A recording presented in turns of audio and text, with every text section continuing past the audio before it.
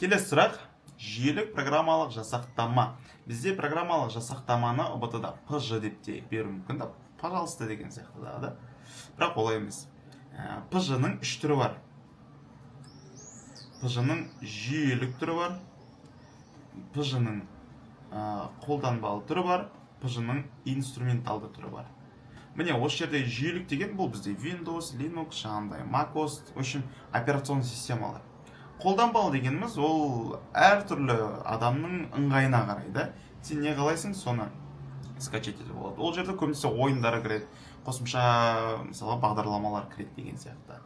Инструменталды ол біз код жазамыз. Бұл жерде көбінесе программистер қолданатын, жаңағыдай Python бар, сендер уже может қолданып жүрген шығарсыңдар. Бұл VS Code, Sublime Text деген сияқты, PyCharm деген сияқты бағдарламаларды біз не дейміз?